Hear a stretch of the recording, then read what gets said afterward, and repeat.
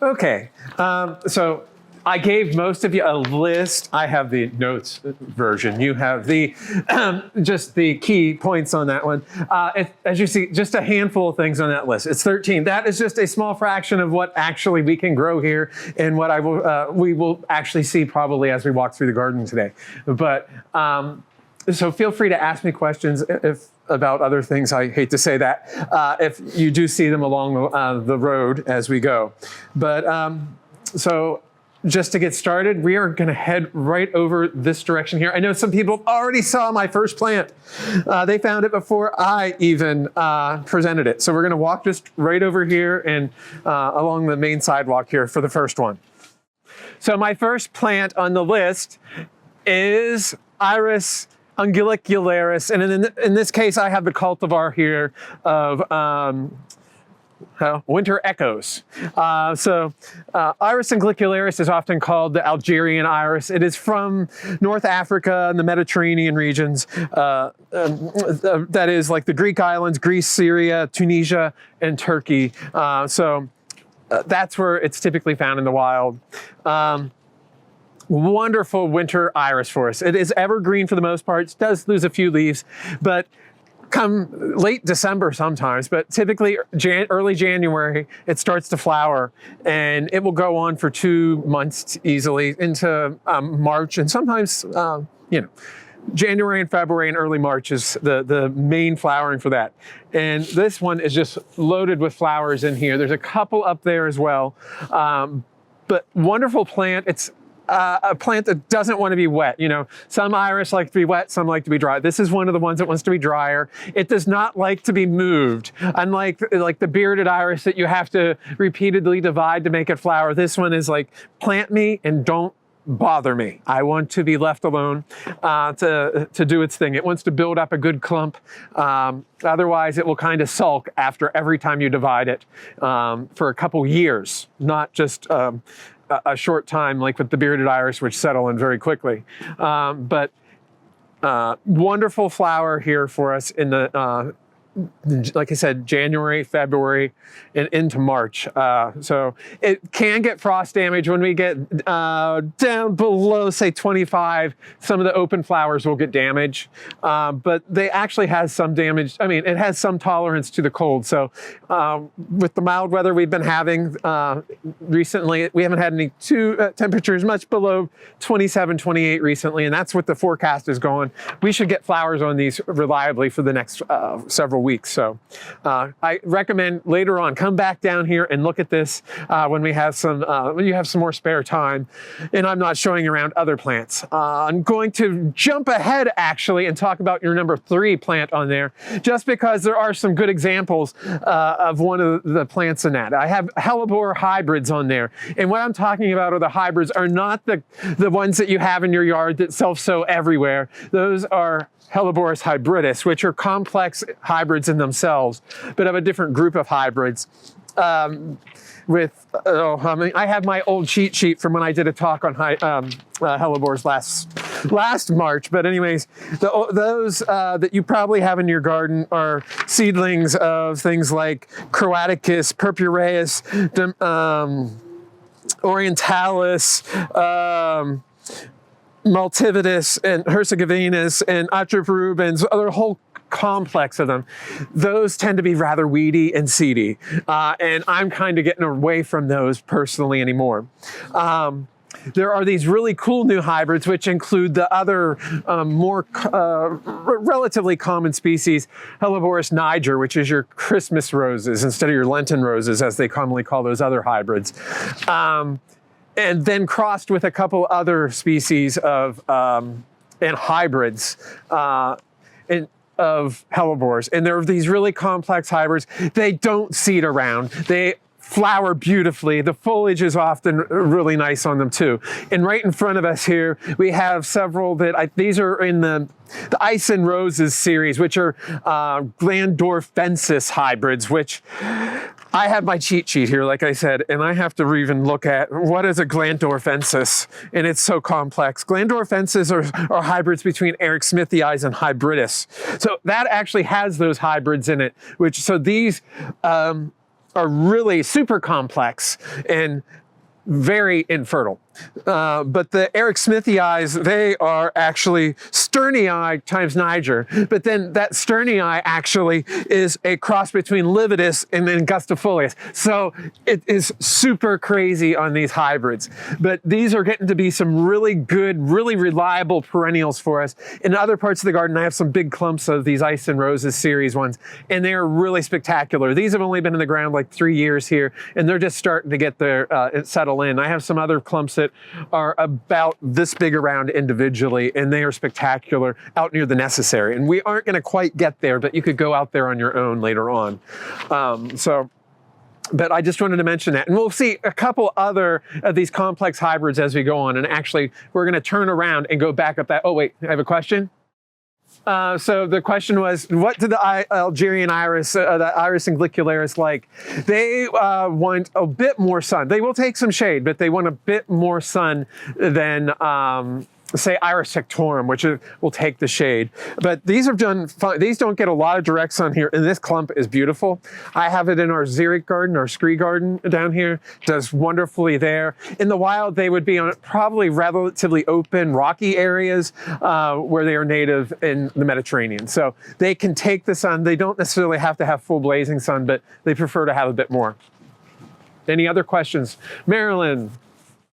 Okay, so the question was, one of our, Marilyn has a very large clump of Iris anglicularis, and she's wondering, she'd like to make more of them, but because they aren't overly as happy to be divided, would it, the one, if she's just chopped a hunk out and then move that hunk, would that hunk be the only part that would be set back? And yes, as long as you don't overly disturb it, it's probably going to be fine and dandy. And that's a good way to go around with it. But the bigger the piece is, probably the faster it might settle back in, I think, too. The smaller pieces, you can really divide them up, but they take a while to build back up into something looking nice. So, if you can do it that way, that's, I think, a really good way to do it. And there will be some setback, but it won't be as critical that way. Any other questions before we turn back the opposite direction and go towards the pedestrian entrance? Not hearing none, we're going to go up there. I'm going to a rather nondescript plant, but it's in flower. And I just thought not everything has to be this big, bold flower. So it's these plants on either side up here. I recommend you come back and look, but here, I'll pass this one around. And this is really cool. This is a ruscus. So one of the butcher's brooms. And this is a naturally occurring hybrid between two species from southern Europe, more or less. This is Ruscus microglossus. And that is a hybrid between Ruscus hypoglossum times Ruscus hypophyllum. They didn't realize this until relatively late, but it's only a female. There's no boys in this that they have found, apparently, which is kind of cool. But it is fertile, apparently, and can produce fruit, though I never get fruit on them. But Ruscus are really funky in that they have these modified, I think, stems. They're not really leaves, they're cladophylls. And they do the photosynthesis. Then on these stems, what would you expect? A flower to arise, not on a leaf. They look like leaves, but they are not leaves.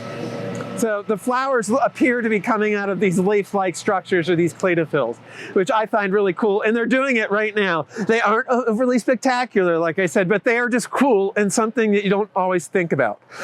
There are some other species of ruscus that we actually have over here, and I didn't pay attention. They are actually in flower as well. This is Ruscus aculeatus, and I didn't put that one on your list. This is Angustifolia, and do I have just the straight? No, I don't have the straight. Oh, yes, I do, right in front of me. This is also aculeatus here, too. But there are boys and girls of these typically, and you need both to have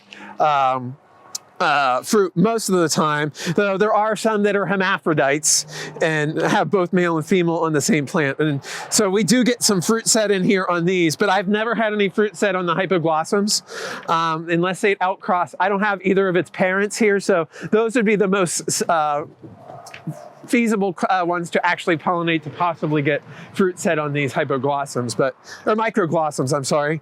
But anyways, just kind of cool, a plant that you don't think about. But it's wonderful actually in floral arrangements. The cut stems of the ruscus on any of these ruscus will literally last for months in water. And if the Aculeatus type, if you have anything that you want to protect, that is discourage kids or even animals to some extent from going in, you can plant it. They're rather prickly and mean. So while the microglossoms are friendly as can be, but they will take dry shade and they are evergreen in our climate. I have tried them in sun because apparently they grow in the sun too, but I've killed those. Or they just barely stay growing. They hate it apparently, even though what I've read, they should take it, but that's further north too. So anyways, the hybrid naturally occurs in France and Italy, and then the countries under Bosnia, Herzegovina, Serbia, Croatia, those countries right there. There's probably a couple I'm missing. Those also are places that you will naturally find this hybrid occurring. So, any questions about these plants? Hearing none, I'll just point out, this is where I was going to talk about the hellebores earlier, but I just did the ice and roses. Over here, we have Anna's Red, which is another complex hybrid hellebore over here. It is an Ibergensis. So I have to get my cheat sheet out again to figure out what is an Ibergensis. And the Ibergensis are Hellebores Ballardier, which is a hybrid crossed with another hybridus. So what is a Ballardier?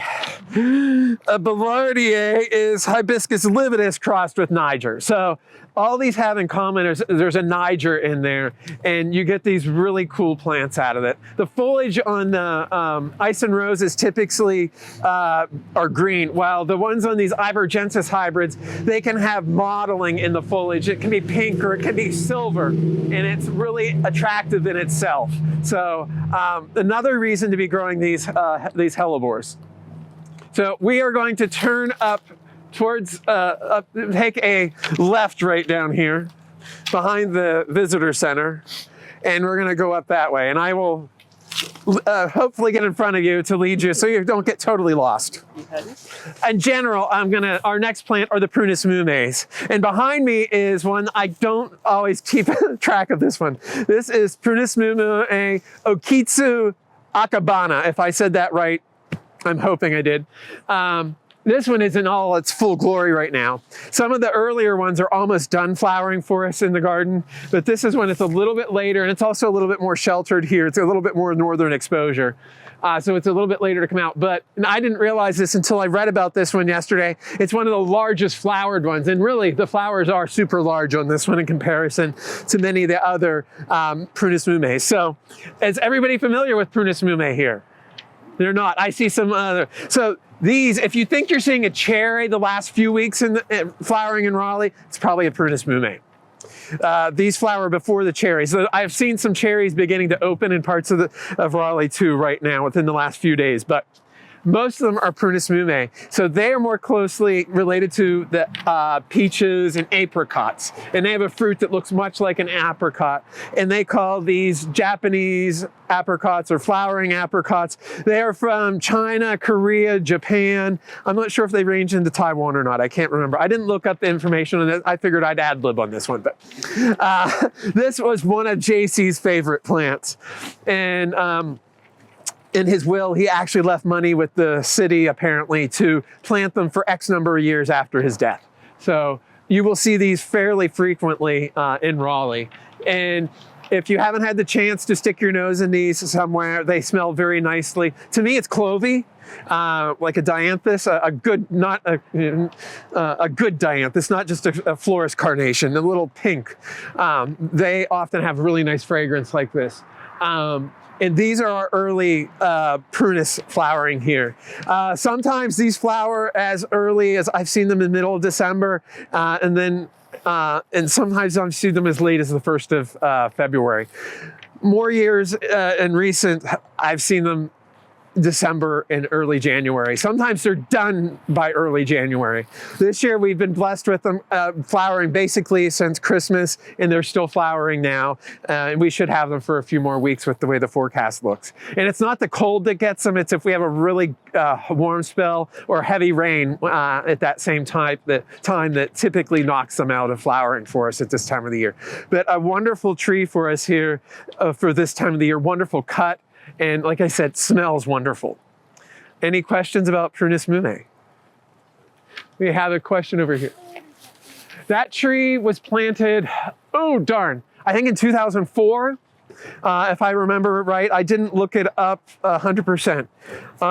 It was before I started working here in 2006, and it was probably 6 or 8 feet tall at that point when I started working here then. And it was probably, I'm gonna guess, planted at something this big. So let's say it probably started as a cutting or a grafted plant in around 2000. So say about 24 years. Marilyn? I found a Prunus mume called Bungo, B-U-N-G-O. Okay, I don't have that one here at the garden. Have you ever heard of that one? Not offhand. It says that it has one of the largest flowers, longest lasting flowers, and the fruit is up to 2 inches in diameter, which is the biggest fruit I've ever heard of on a Prunus mume. Oh darn, I hate the fruit, to tell you the truth. Oh. I'm often not upset that they get damaged if we have a cold spell, because they are messy whenever we have a heavy crop. Yeah, well, the deer take care of that. Yeah, I don't have deer in here. But also, I've made jam with them. Yes. It's a wonderful jam. I've actually had some of our other volunteers have made, I know have made plum wine, which is also, you can buy plum wine, and it is made from Prunus mume. That's a common Asian or Chinese, Japanese liqueur. Very, very sweet. I've actually drank some of that, and I don't drink. It's interesting, but yeah, there are uses for the fruit. It's just, as an ornamental for me, they're messy. They don't fruit very often for me. Sometimes, I mean, I can get them and have bumper crop years. In the following year or two, there'll be a carpet of seedlings. Literally hundreds of seedlings. So I have to get rid of those. But there's also the sticky mess they can make underneath the trees when they're falling and ripe. But, you know, I haven't had that for a couple years, which I've actually not been upset. So a good heavy rainstorm will keep them from setting good fruit, or a good cold spell. And the flowers are good down to about 15 degrees, I've noticed. So it takes a lot to actually keep them from fruiting. Any other questions, comments before we head on to the next plants? This one doesn't get a lot of sun during the summer. So the question was, what exposure, and does it require a lot of sun? And actually, like I said, this is under an enormous oak, as well as this teeny tiny winged nut that's right beside me. And it flowers beautifully. So they prefer probably more sun now. Any other questions? Okay. Oh, yeah, hearing none, we are going to actually continue on this direction, and I will get a little bit ahead here. So, okay, our next plant are the galanthus, which I have 3 species in this area, and I can never remember how to say this one over here, but there's a green-leafed one over here, and it starts with a W. It's like, I can't spit it out without reading it, and I might have to have someone read it for me. Waromii or something like that? Waranoii, thank you. So I have Galanthus waranoii over here, which has the dark green leaves. And we have Galanthus nivalis right here. And there's some more, a specific cultivar over here called Magnet. And then the larger ones here, which are almost done flowering, are Galanthus elwesii.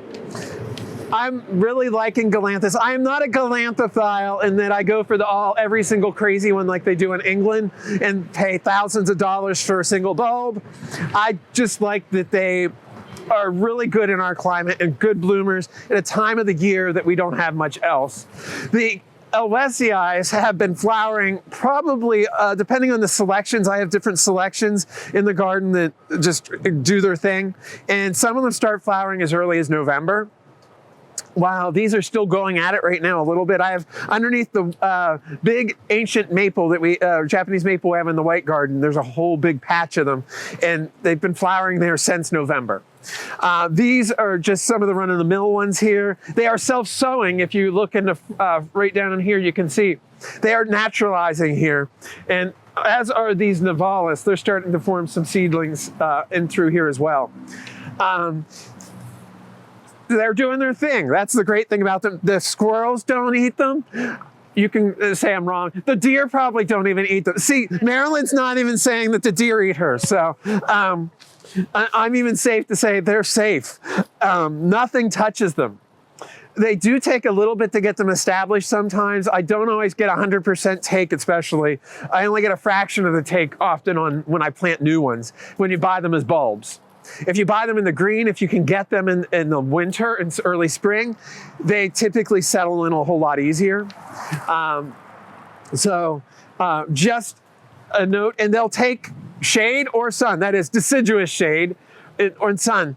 They'll take winter, soils that are relatively well drained but not dry. Summer they can dry out. They're really adapted for our environment here in the Southeast. And they just do really well.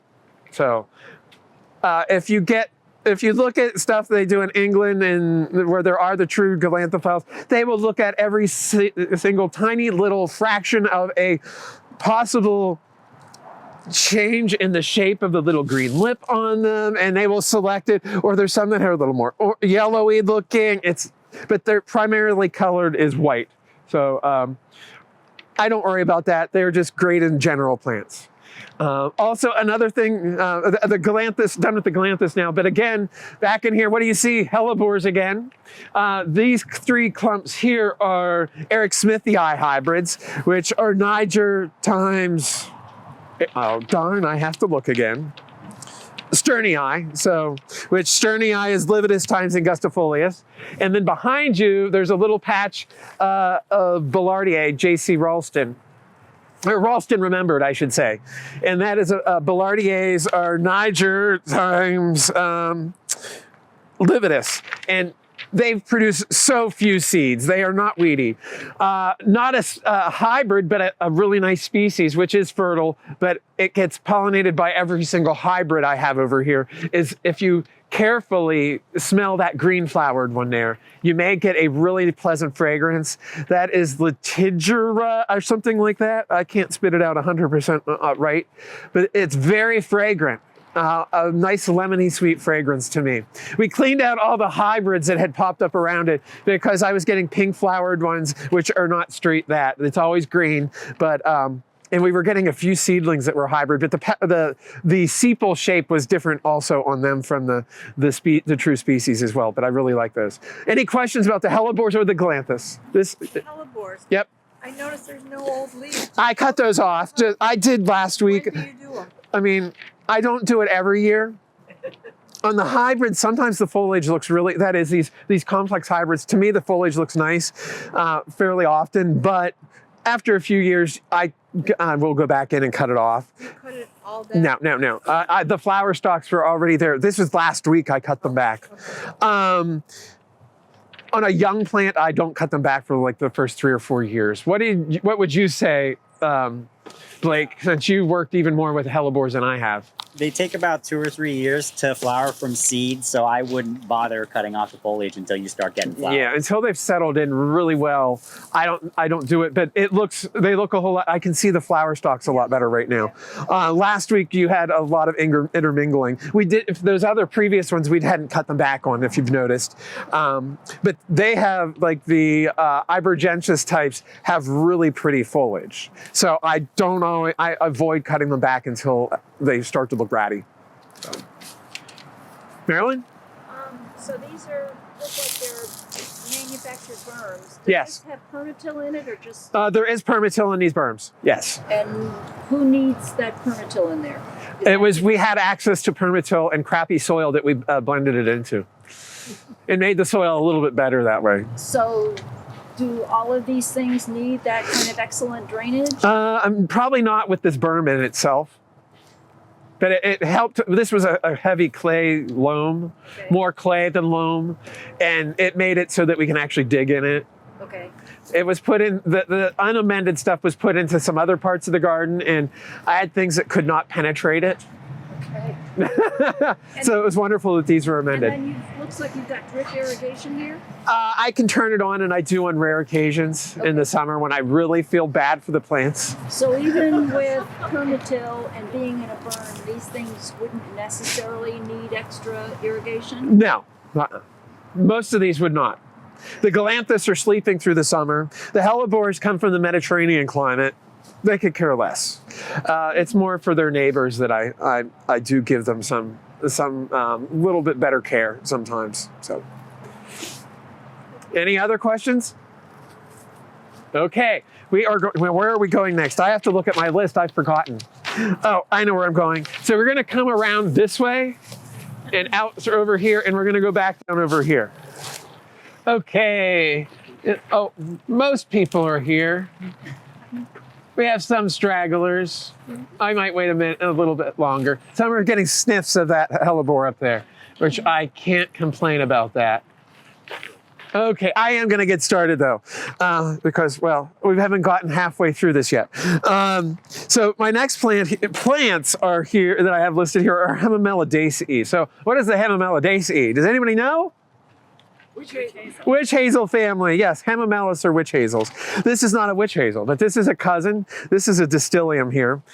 Is this Miracoides, if I remember correctly? There's a label somewhere in here. Yeah. So anyways, as you can see, it's in full flower. Isn't it spectacular? It's not as spectacular as its cousins, the witch hazels, as well as we're starting to get a few flowers over here. There's a Loropetalum. I've noticed some of ours are starting to throw a few flowers out in the midwinter. They'll flower a lot longer, but off and on even throughout the summer months. But so I just wanted to highlight that the Hemimelidaceae is winter flowering, and there's a bunch of different things. Yeah, it takes a little more appreciations on the distilium, and another one, Psychopsis, has flowers that are very similar. And I actually, now I can tell a little difference between it and Psychopsis, but they're close in appearance. And then you have Parodias, which also flower during the winter. And I haven't paid attention. Is that flower? We'll walk by it here in a few minutes. But they are winter flowering trees and shrubs for us here. And some are evergreen, some are deciduous. In this case, the Distilium and Psychopsis, Loropetalum, they are evergreens, whilst Parodias and Hemimelis are deciduous. Later on in the late winter, early spring, or in the spring, we'll start to get another cousin, the Fothergilla, is also in that same family that we have in the garden here, and southeastern U.S. native. So anyways, just wanted to mention these as I was going by. We'll see some other Hemimelis possibly as we go, or Hemimelidaceae as we go along. So just some really interesting, though not always spectacular, winter flowering trees and shrubs to get us some more woodies in here. Any questions? I don't think Distilium has any fragrance, though a lot of the Hemimelis have fragrance. Vernalis and some of the Intermedias have really good fragrance, and they are just starting to flower in the garden. So okay, we are going to venture that away. God. So our next plant is a Mahonia. They get bad rap sometimes. People would say they self-sow and become weedy. It depends on the species and the situation where they're at. So I'm not going to worry about that today, but this is just a great plant for us at this time of the year. There are some Mahonias that flower in the fall, late summer and fall, winter, and into the spring. So we have a long season of Mahonias. And this is a selection right here that I don't think is really available yet, but I should take cuttings of it sometime, which I could do that after it's done flowering is a good time. This is one from a local plantsman, Tom Kraninsky. He was also a member here at the Arboretum. He gave this to us several years ago. And this is one he named, a selection he made, Golden Cascade. So I don't know if you guys come forward, it smells really good. And there are bees flying around here. So it's a wonderful honey bee plant. I'm sure other insects use it as well. But this is one of the larger growing ones. This is an Asian hybrid. There are some from the western U.S. as well. They aren't always as happy with us here in the southeast. The Asian ones are probably the best ones for us. And then there's some from the southwest, which I have a couple of those in the garden. They have to be in a really good spot that's full sun and well drained. These are shade tolerant here. So these, who has shade in this out here? Yeah, there's just a couple hands going up there. So these really fit most of our landscapes really well here in the southeast. High shade, and they, again, wonderful pollinator plant. And this, again, depending on the selection, they can be flowering for any various times of the winter. And they are basically, unless we get down into the low teens, they're unaffected by the cold. So another cool thing is the few times I've actually seen hummingbirds here in the winter, I've seen rufous hummingbirds here before, they've been pollinating or getting nectar from these, which they have Mahonias in the western U.S. again, like I said, and in Mexico. So these kind of fill that niche in that same sense. They know to go to these. So, but anyways, take a sniff as you're going by on this. Is this the only Mahonia in this arboretum? No, turn around. Oh. And we have, I don't know how many different Mahonias here. Carol? I was just going to say tons of them. Yeah, we have the winter garden, the mixed border, the Asian valley. I have species, like I said, flowering. Gracillipes flowers in late summer. The soft caress types, which are Eurybracteata types, and Fortunii types, they flower late or in the late fall, early winter, typically. So. And then if you can get a hold of and actually grow some of our western ones, they're typically late winter, early spring flowering. And the southwest ones, they tend to be, again, late winter, early spring as well. Yep, Marilyn? I know I've read that like Cantab doesn't seed around very Yep. much. Have you seen any? I haven't noticed anything on this one yet. Cantab is one of my favorites, and it's almost done flowering, but the inflorescence on it are like twice as long as these two. Where is? It's in the winter garden. And the last couple of weeks, I didn't even have to be near it. And actually, it's still flowering. I saw it yesterday. I take it back. It's still flowering, but it's been flowering for a good month and a half. And super fragrant. I think I had that as one of my favorite plants the 1st of January.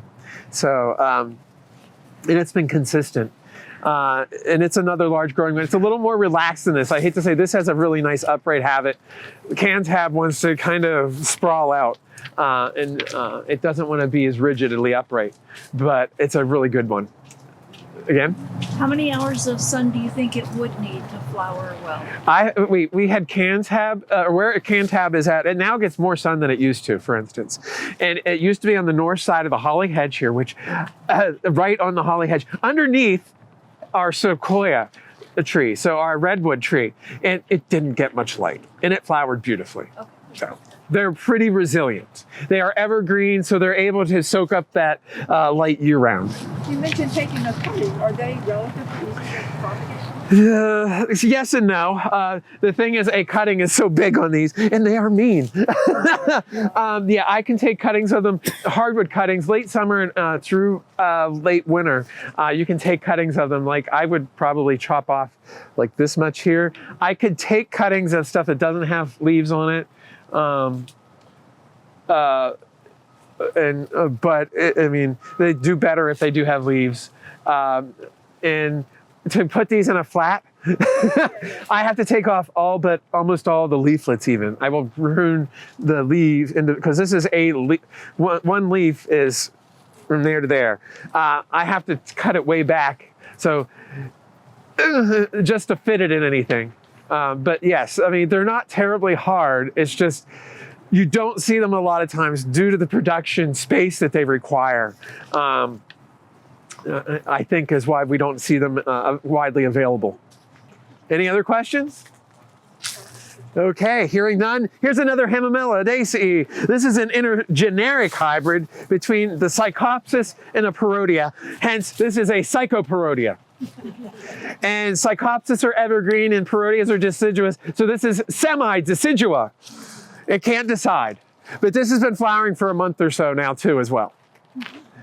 And you can see the younger ones are the reddish ones, while the older ones are now expanded out into the stamens and are kind of more brownish yellow. Anyways, we are going to venture long way now. We have a few stragglers coming yet. We'll wait on them just for a moment.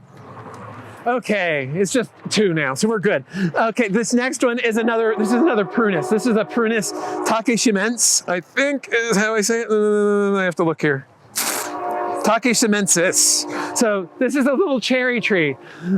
It's just beginning to open, and I have a stalk right here getting passed around. Smell it. When this is in full flower, I can be a long ways away and you can smell it. It smells wonderful. Does anybody know what benzaldehyde is? Oh, that's the chemical that the name of the chemical that we smell whenever we smell almond or cherry extract. And that's what that smells like to me. That's what I was.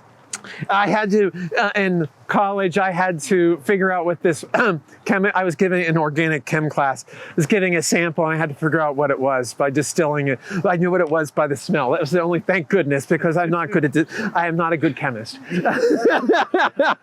So I remember benzaldehyde. So anyways, this one smells wonderful to me. It's just beginning to open up right now. And I bet in the next, by the end of the week and maybe next week, it should be in decent flowering, almost open the whole way. So, and most years it flowers really well. I'm hoping it does this year. But this gets a little bigger than your typical cherry. This one gets up to 60 feet. Wow. And this is one, they've apparently been planting this now around the tidal basin in DC, but it's not a commonly available cherry apparently. We've had it here since I think 2012. I stuck it in here. Somewhere in there anyways, and it's done very well, and despite the fact that it now has a road beside it, it didn't used to have that. And this came from the National Arboretum, and so it's grown very well. And it's becoming an increasingly a favorite of mine. I love the bark on it too. Not many of our cherries can we get to have the decent bark on them that looks real nice and striated with the lenticels on it. A lot of them don't do that for us here, and they're kind of quite ugly. But this is one, come back in the next couple weeks and you'll get a chance to smell this. But if we have warm weather, it doesn't last long. So you have to be here just when it's in flower. It's only like a 2-week flowering period probably for it when it's fully doing its thing. But well worth it if you need a little bit bigger tree for your yard. And it's also, I was reading, very tolerant of wet soils, which sometimes we have some wet soils which will rot out other cherries. This one does not have that issue. Hence, they're using it around the tidal basin in DC with high water tables. And originally it's from, let's see, Yulongdu region in China. So, it's just, like I said, my favorite reason for growing this is the very fragrant flowers on this. It's not anything like the Prunus mume in flower to me, or appearance or fragrance. So it's totally different.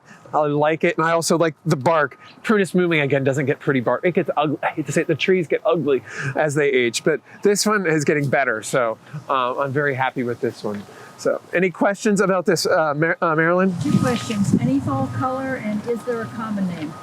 Darn. I think it was Yulongo cherry or something like that is what I saw for a common name. It's not commercially available really, so it probably doesn't have a what we call as a common name. And what was your other, you said? Fall color? Fall color? I don't remember. I didn't, this is not a fall talk, so I don't remember if this has fall color or not. It might have some better fall color than other ones though. It's been rather disease resistant to me. Oh, it does have an edible cherry too, apparently. And I never noticed them, and I'm not a cherry person, but this is a seedling. They're starting to pop up here and there.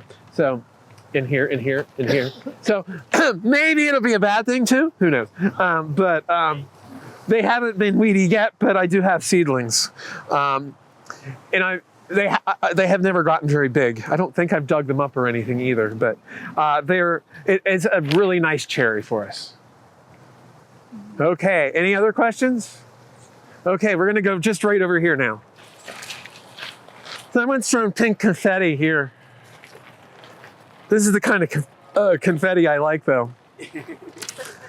So this is another of our cherries that we have here in the garden, or prunus. This is Prunus campanulata. So this is a Taiwan cherry. It's also found in, I believe, in Japan and mainland China as well. I didn't find a whole lot about that, but which is strange because this is actually, in Vietnam as well as another place it ranges into. This is one of the parents of the Akame cherries, which we'll be having. I actually think I saw one in flower near where I live here in Raleigh. That's the next group. It's the first real cherries that we see commonly growing around here. But it doesn't have the same impact to me as this does. This has a whole lot deeper, much more intense flower. Okame is a soft pink, but this, which to me is not as nice. But anyways, it's hard. Okame is hardier than this. This is a little bit more tender. This is, they say, zone 7B. If we have a cold night, I can lose the flowers on this. If we get down in the low 20s, Okame will survive that because its other parent is Incisa, which has a little bit more cold tolerance. But again, it's not as pretty to me as this. In the last couple of years, we've had real good flowering on this. I've really been impressed with it. It also does produce, I believe, an edible cherry.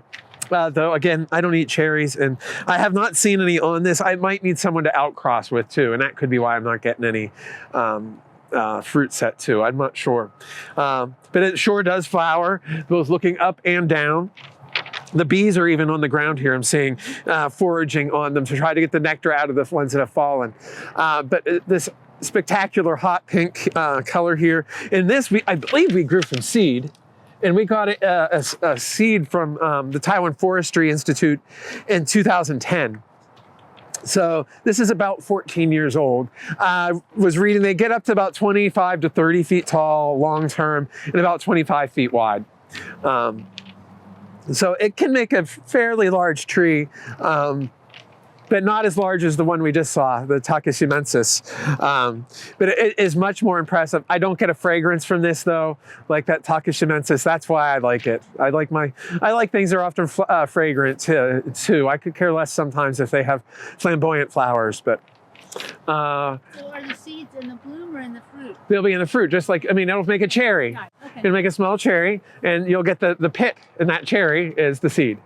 So you have to have the flower, and then you have the fruit, which has the seeds. So these aren't all seeds on the ground right now. They need a few months. Any other questions before we head on? Marilyn? This one is, you mentioned that was fairly disease resistant. What do you think about this one? I mean, Okame is what I have to judge on. It's probably not as disease resistant as that one over there, but, and it doesn't have as pretty a bark. Now look at that, the bark is not as pretty on this. So, I mean, but this is one that more commercially available probably right now than that over there. I think you'll see these more in the along the coast, like in the Gulf Coast as well as northern Florida, and up into like Savannah and Charleston area, more commonly than up in here inland. Any other questions? Okay, hearing none, we are going to go right down this way here. So our next plant there you see is Anemone coronaria. Am I saying, do I have enough? Coronaria. I never remember if it's coronaria or a slightly different variation on that syllable wise. But anyways, they're just coming into flower here, though I've had a few flowering off and on since early January. But this is a Mediterranean tuber that we grow through the winter here. And these have actually been here for a few years. We actually tried to dig them out for the summer because we didn't think they would make it. And these are the ones we've missed. And I have them over there. There's some purple ones down that way. I'm now getting seedlings in the garden, which I really like. But this is a white flowered form. This is one called Mount Everest. And it's a single semi-double one. There's full double ones. There are ones that range from pure white to pure red with white in the center and deep purple and blue shades. And they're commonly called windflowers, giant windflower maybe. I really like them. The rabbits have nibbled a speck on them, but they have never done major damage to them, which is wonderful because they like to eat things. So I'm finding that it's fairly rabbit tolerant. I don't know about deer. I don't have deer in here. But the nice thing about these is they flower over a very long time. Like I said, I'll sometimes get flowers in January, and I'm still getting flowers in April on these. And if I don't deadhead them, I have gotten seedlings now. I planted a whole bunch that I got only about, less than a month ago from Brent and Becky's. They have not popped up yet, I'm hoping. We'll find out. I planted a whole bunch. Even if I just get a fraction of them to come up, they'll be good. But I'm learning to use them. I like them because I think of a tulip, they're there for like 2 weeks and they're done. And the rabbits eat half of them, or the squirrels, whichever. You can't win. The rabbits take the tops off. The squirrels take the bulb. If you're lucky, they replant it somewhere, but they don't always. Store it for next year and forget. But anyways, these they have not touched. And again, 2 weeks from 1 to 2 weeks from a tulip, if you're lucky, and then or 3 months. And I'm not going to dig the ones that come up. I do not dig them up now anymore. I just let them stay where they are. They're happy as a clam. Plant them if you can. Plant them in the fall is my recommendation for us here. And as with one of the last plant on your list, which we have there's a couple, or one or so between here and there. But anyways, you'll get the tubers, and they will be these little looks like rocks. So they're black or brown, dark brown. Soak them overnight, and then you plant them. They rehydrate, and that gives them a better chance of taking. And if you get some to take, you'll have them, and you let them grow. They'll start leafing out in the fall, typically, if you plant them in the fall, and then they grow over winter, and they start flowering mid to late winter and into the spring. So I'm really liking anemone coronarias. And like I said, hopefully we'll have some other nice patches in the garden this spring later on, just because they were planted late this year. But any questions about these? Oh, I should say they're Mediterranean. So you find these all the European side, so the northern Mediterranean, and on the islands. So like Crete and Cyprus, you'll find them as well. Greece. But they want dry in the summer, so don't put them in an irrigated bed, probably. That's the caveat. And that's why in the past I've tried to dig them up, because I was afraid they'd rot out in our summers. But give them good drainage, not in a wet bed by any means. Yeah, Marilyn. Do you know if voles eat the bugs? That I don't know. I don't have a vole issue in here, thank goodness. Where's there some wood I need him to knock on? Yeah, I don't have deer, and I don't have voles. I have rabbits and squirrels. That's everybody else. The rabbit population, I think, is starting to go back down. Apparently we've had coyotes again, and our birds of prey are helping. So anyways, any other questions? Okay, we're gonna head in here I'm not gonna talk about it, but you can go sniff the Daphne. I hate to say it, but don't get too distracted. I have a tiny little plant to show you.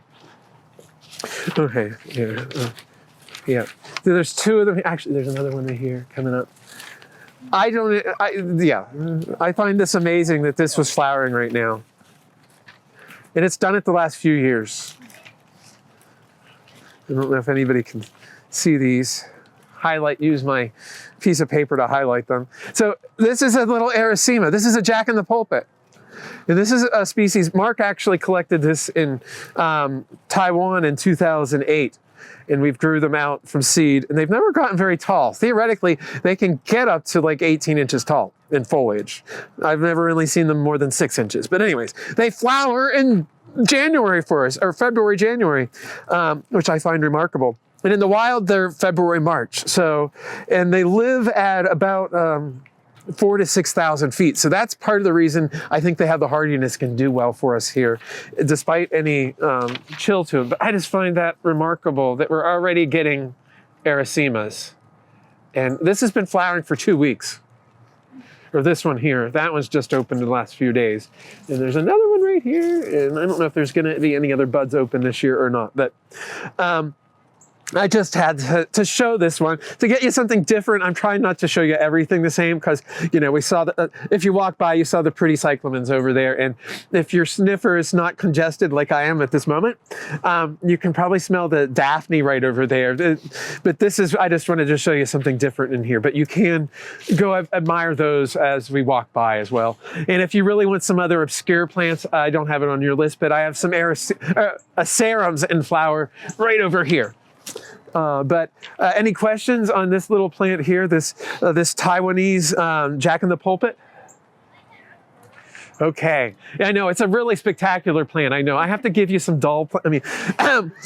botanical interest only type plants too. So that's kind of one of them. But I just think it's remarkable. So, and just in passing, this is what this one is for. This is Camellia Crimson Candles. This is another hybrid. This is a one, it's from Camellia Forest, actually. It's one of Cliff Park's hybrids. It was a, I don't know if it was self-sown or what, or if it was just, they don't know 100% the paternity, but it's presumed to be a reticulata, which is a great big flowered camellia crossed with Camellia fraterna. Reticulata times fraterna. But this is an excellent one for us here in the, and it'll get 10, 12 feet tall, easy. There's some really nice ones at Juniper Level Botanic Gardens that will be in full flower probably if you go to open house in the next couple of weeks. But just a really nice one for us, readily available around here. And this is one of our local hybrids from one of the breeders here. The Cliff is now passed, but his legacy of his cultivars that he had introduced is living on. Yes, it's a really hardy one. Crimson Candles is just an excellent one for us here. Nice, it's a graceful looking plant. Like I said, sometimes the japonicas are just too rigid. This has grace to it, and it just blooms, and the flowers are several nodes back. I mean, it just dangles. I think of as chimes instead of little bells instead of candles on it, but it's just a gorgeous plant.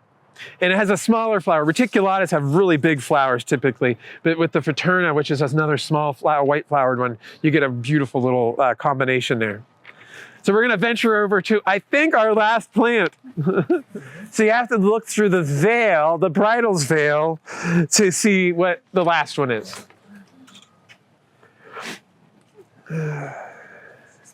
You're getting tired? Okay, I think we'll start. They're almost here. So our last plant is Aranthus in Hymalis. So this is one of the winter aconites.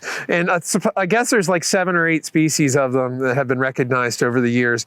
This is the most common, Hymalis, and probably the easiest and most readily available one to grow. There's only 2 or 3 that you can actually find, other than, probably 2 species you can find other than Hymalis. And other than Ciliata, the other ones are much more challenging to find than this. But these weren't here. Let's see. We had a hardwood propagation workshop. It was this past Friday. It was a week, or Saturday, I should say. It was a week ago this past Saturday. And on Friday, the day before, I came out here and I was looking to see if any of these were up yet. There were none up. Saturday, they were all in flower. There were 6 or 8 in flower over here. They weren't there on Friday. Saturday, they were. So they really surprised me. It's taken me years to get these. You can get big swaths of these. It's a matter of getting a few of them to start. I planted about 50 tubers in here. Much like the anemone coronaria, you have to soak the tubers ideally to get them to come back up really well, rehydrate them. But I planted like 50 in here one year and I got like 2.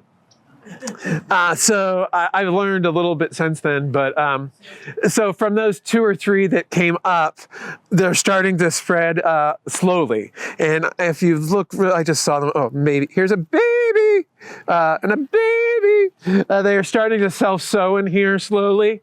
It's taken like 10, 12 years to do this. I also think that they might not like our climate so much here. I think it's almost too hot here. So a shaded spot, it might be better if I had this on a north-facing slope, I think.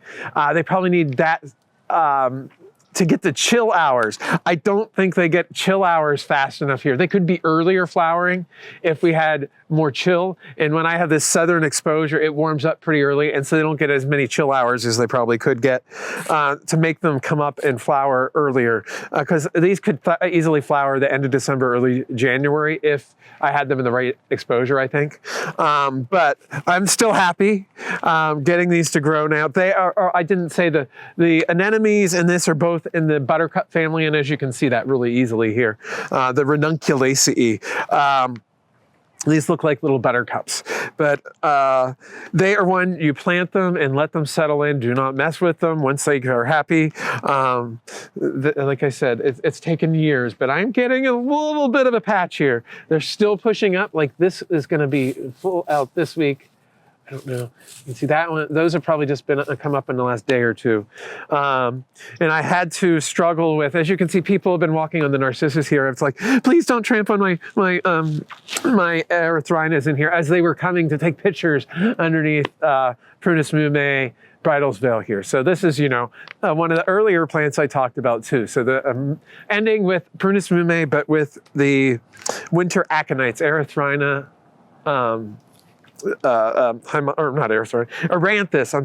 Aranthus hymalis, as my last little plant here to show you for a midwinter flower. And as you, I hope, saw, there's so many more things out here in the garden. And if you saw our midweek program last week, I made a big bouquet. I made a nice bouquet for us that we didn't necessarily need, but ended up, I just used as a highlight for this coming week. But